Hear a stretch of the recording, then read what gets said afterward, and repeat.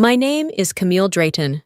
I'm 37 years old, and I'm standing in a private dining hall at Lakeside Haven, a luxury resort nestled in the Montana pines, smiling through my teeth while my mother-in-law waves me over to ask for more dressing.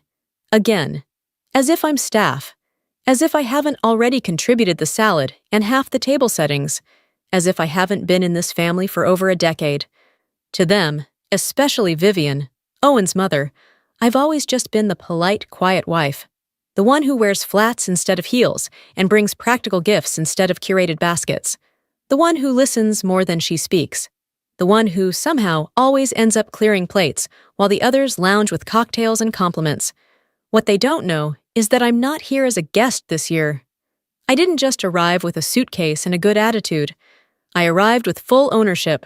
I'm the woman behind the reservation policy change they all complained about at breakfast. I'm the reason they didn't get their usual suite upgrades. I'm the one who cut off the legacy guest discount for Draytons and their extended crew. I own this resort now. They just don't know it yet, but they will. Tonight. The thing about being quietly dismissed is that it never looks dramatic from the outside. It's not an explosion, it's erosion. It happens in the little ways, the quiet moments, the offhand remarks that no one else remembers making. But you remember. From the moment I married Owen Drayton, I understood my place in the Drayton family. Not because anyone said it outright, but because they didn't have to. It was in the way they asked what I did for a living, then nodded politely and changed the subject before I finished the sentence.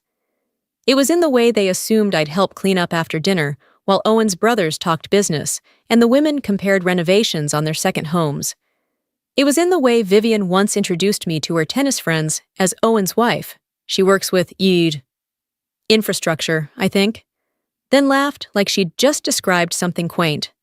What I actually do is design and oversee large-scale infrastructure projects, public transit, green space integration, waterway stabilization. For the past 12 years, I've been a lead consultant for state-level urban development planning.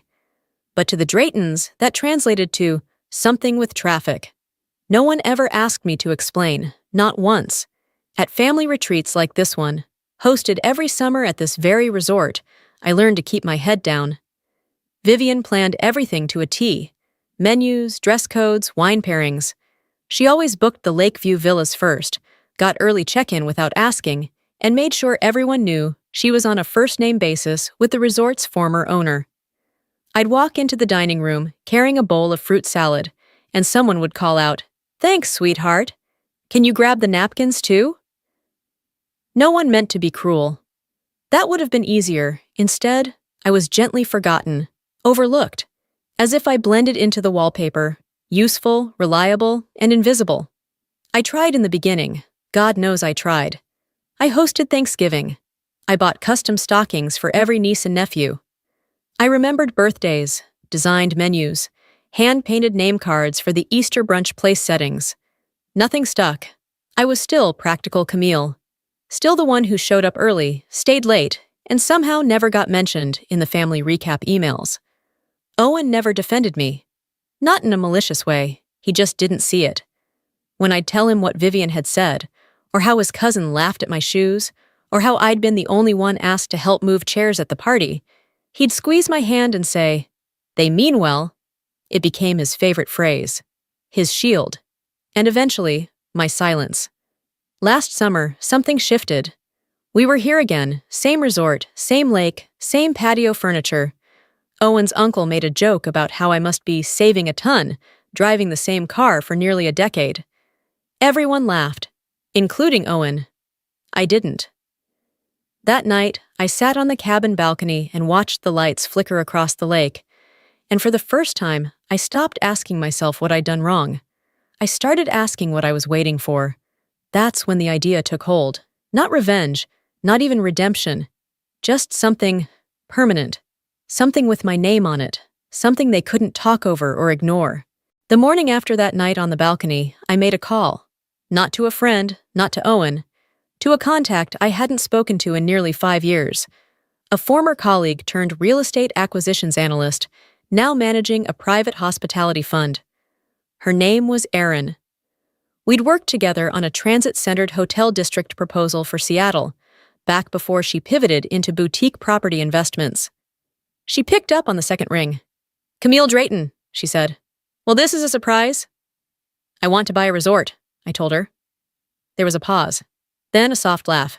"Of course you do. You always did aim quiet and high." Within a week, we were reviewing listings. I didn't tell Owen. There was nothing to tell yet, nothing official. Just numbers, decks, legal documents, due diligence. Work. And I knew how to work. We found the listing for Lakeside Haven 4 months later, a gem tucked between rising land taxes and a waning interest from its longtime owners. The perfect combination of legacy brand and outdated management. Erin flagged it before it even went public. "You're not just buying property," she said. "You're buying memories, control of a setting they think belongs to them." I didn't hesitate. I liquidated a major portion of my portfolio. I pulled from quiet places, my consulting retainers, my investment dividends, the index funds I'd fed for over a decade, while everyone else was raving about beachfront getaways and Tesla leases. I sold my unused equity stake in a zoning tech startup. Everything I'd built in silence was now moving toward this one transaction. We formed a holding company, Arcadia Retreats Holdings. Anonymous, efficient, clean. I stayed off paperwork except where needed. I let Erin be the face, the negotiator. I didn't want to be known. Not yet. The deal took 6 weeks to close. The first time I walked the property as majority owner, I did it alone. Early morning, fog still rising off the lake. I stood in the dining hall where Vivian once scolded me for misplacing the sugar bowl and ran my hand along the railing she leaned against every summer cocktail hour. I wasn't angry. I was calm. Ownership is a funny thing. It's not loud. It's not dramatic. It's just final. From that moment, everything changed, quietly. We replaced the HVAC systems, raised staff wages, retained the general manager, but tightened back-end operations. We removed the Draytons from the legacy guest list, citing policy restructuring. No one questioned it. They just assumed someone new had come in, some faceless corporate group. A loss of charm, they said. A shift in tone. I watched them complain about it in family group chats. I listened as Owen read aloud a line from his sister. "It's just not the same anymore, is it?" No, it wasn't. It was mine. By the time this year's retreat rolled around, I had everything in place. Vivian, of course, took credit for booking the same block of rooms they always used. Lakeview North cabins, 3 suites, early check-in, champagne on arrival. What she didn't know was that those rooms had been reassigned twice. I personally signed off on their reinstatement, at full price, with no discount. The champagne? A courtesy I debated cutting, but kept. A delay in satisfaction can be more powerful than denial. We arrived on a Thursday. Same greetings, same clinking glasses, same flurry of monogrammed luggage, and casual condescension. No one noticed I wasn't checking in at the front desk. I walked past it with the manager, reviewing staff shifts on my tablet. To them, it probably looked like I was hovering, maybe offering a suggestion. The help, stepping out of line. At the welcome brunch the next morning, the complaint started. Lauren, Owen's sister, flipped her blonde bob and declared the check-in staff had been weirdly cold. Owen's cousin Haley lamented that the valet took forever. Vivian added that the egg soufflé was not as rich as last year's. No one noticed me sitting at the end of the table, quietly sipping my coffee. No one asked where I'd been the night before, or why I had a resort-issued tablet open next to my teacup. They were too busy talking about the resort, like it was a relative who'd let themselves go. "It used to have character," Lauren said. "Now it's just policy after policy." Ben's uncle chimed in. "I heard some tech fund bought it. Figures. They never understand family-owned elegance." Owen, ever agreeable, nodded. No soul anymore, just bureaucracy. I said nothing.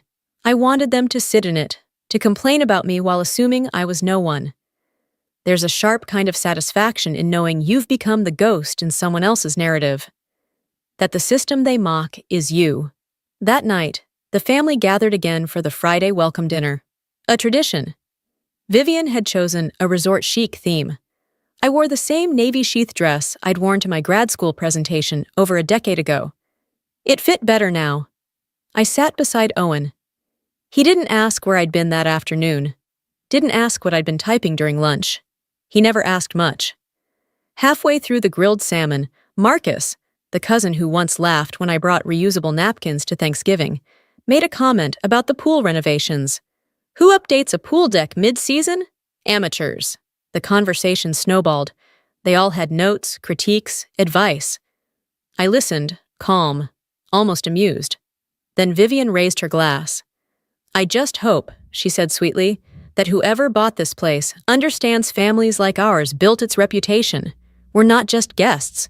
We're the reason this resort is what it is. My hand tightened slightly around my fork. Not out of anger, anticipation. They were about to find out exactly who built what. After dessert was cleared, I excused myself from the table. Told Owen I needed a minute of air. He nodded absently, mid-sip of wine, not even looking up. It was easier that way. I stepped out onto the terrace, the lake glimmering below in the moonlight, perfectly still, holding its breath. I pulled out my phone and tapped one name. Ethan. He picked up instantly. Boss? It's time. You want me to do it now? Before they pour another glass, I want their heads clear.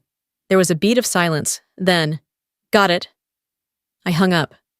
Inside, I watched through the glass-paneled doors as Ethan, our general manager, stepped up to the front of the dining room. He tapped his spoon gently against a wineglass. The clinking echoed through the hall. Conversations faltered. Heads turned. Good evening, he began. Thank you all for joining us at Lakeside Haven's annual summer retreat. This year marks a new chapter for our property. As part of our transition, I'm proud to announce that the resort has come under new majority ownership, and tonight, we'd like to take a moment to recognize the person behind this shift. I walked back inside just in time to hear the final line. Please welcome our new owner, Miss Camille Drayton. Silence. Pure, crystalline silence. Aloran froze mid-sip. Her wineglass tilted just enough to spill a drop onto her white silk blouse. Marcus stared at me, blinking like he'd missed a cue in a script. Haley mouthed something, probably her, but no sound came out. Vivian didn't move. Her glass was still raised in mid-toast, like time had halted just for her. Owen? He looked like he'd been unplugged from reality, staring, processing, drowning in the space between assumption and truth. I walked slowly, my heels a metronome against the polished wood floor. Each step punctuated by disbelief. I didn't rush. I didn't smile. When I reached the head of the table, Vivian's seat, I stopped. Ethan handed me the mic, and I took it with one hand, the other resting lightly on the back of her chair. I looked around the room, meeting every single gaze. I want to thank you all, I began calmly, for your decades of support to Lakeside Haven. This resort has long been a place of tradition, of family, of summer memories, and now it's also a place of change. A pause. Controlled, steady. You're all still welcome here, just like everyone else now. That was the line. The moment everything tilted. I let it land before I continued. There will be no more legacy discounts, no backdoor bookings, no preferential upgrades. Effective immediately, our guest policies will apply equally, across the board.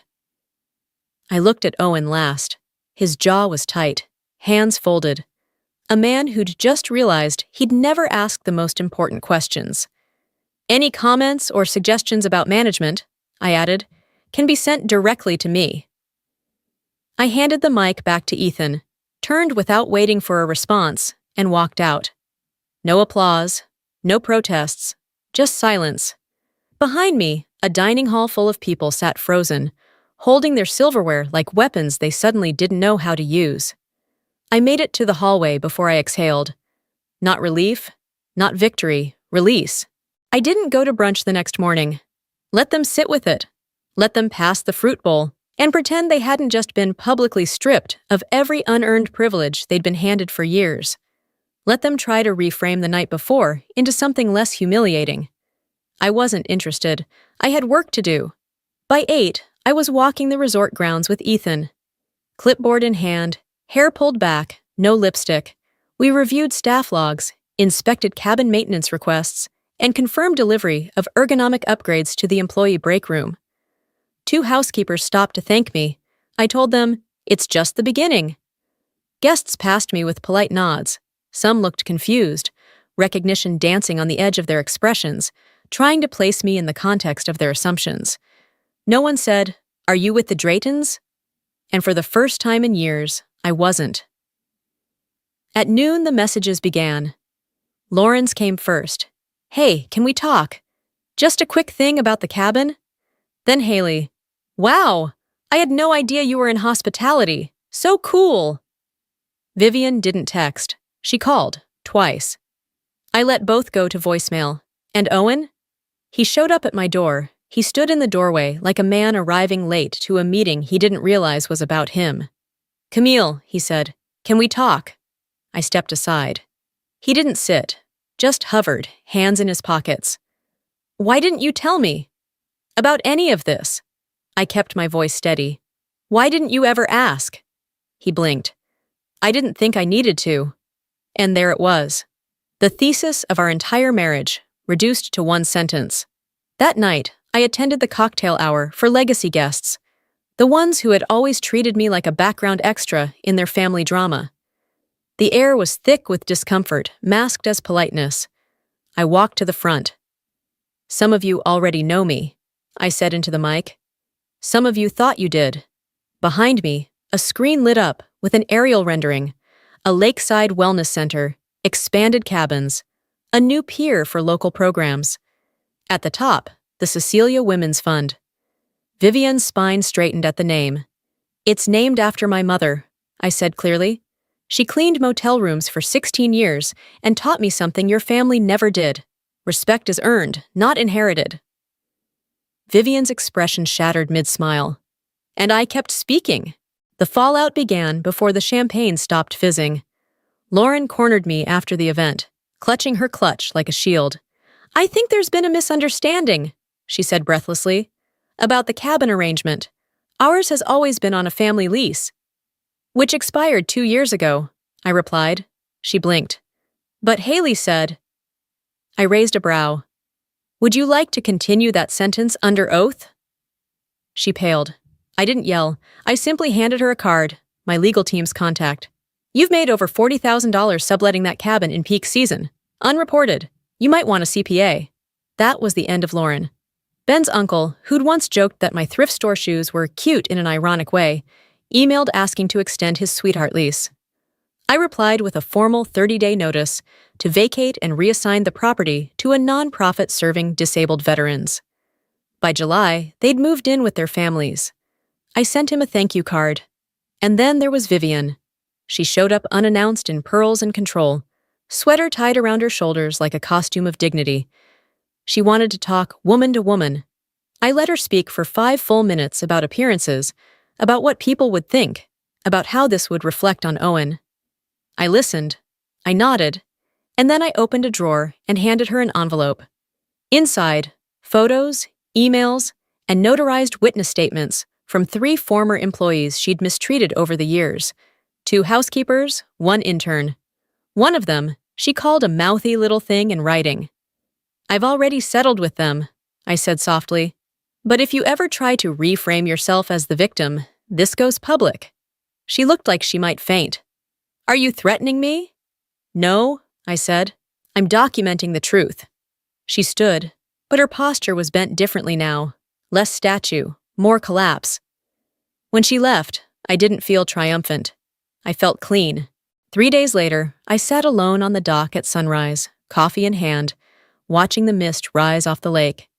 Everything was still, like the world had paused just long enough for me to breathe. I wasn't angry anymore. I wasn't trying to prove anything.